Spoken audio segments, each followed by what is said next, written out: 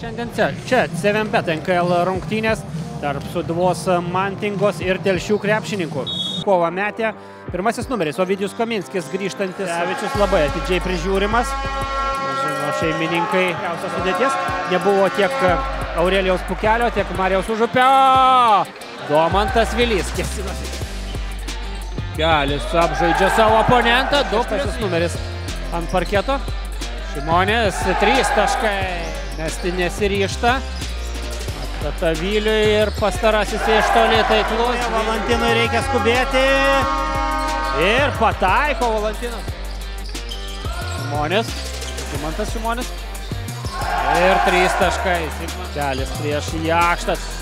Pritraukia net 3 varžovus prieš savęs. Aurelijus Pukelis. Padeda taip pat ir Jakštas dar atmeta kamuolio. O čia iš viršaus Valantinas. Su Sigmantavičiumi kovoja dėl progos išsimesti. Žiūrėsime, kaip seksis apsiginti marijampoliečiams. Radžius. Ir 3 taškai užbaigia. Radžius prieš Pukelį. Aukšta trajektorija. Ir čia nesėkminga trečiojo kėlinio pradžia Mantingai.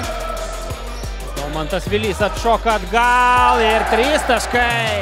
Šimonių pereina į pozicinį puolimą. Sūduva Mantinga ir su Šulskis savo trečiojo kėlinio pradžioje šį vidurkį.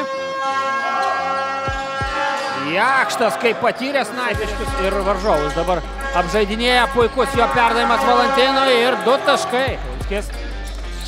Jo reidas pro galinę liniją ir Mikalauskas. Turės marijampoliečiai.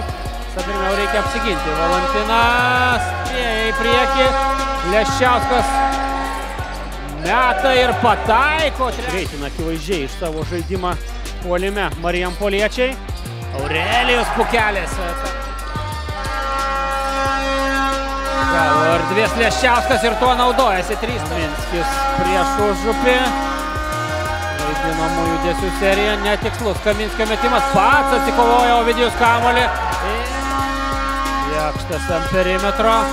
Rasio reidas ir vėl 12 taškų. Leščiausko reidas. Gediminas numeta kamuolį. Radžius. Koja Jakšto metimą. Sirena 66-77. Taip baigėsi lygos vienu iš favoritų akistata. Sūduva Mantinga savo tvirtovėje kapituliuoja prieš Telšius.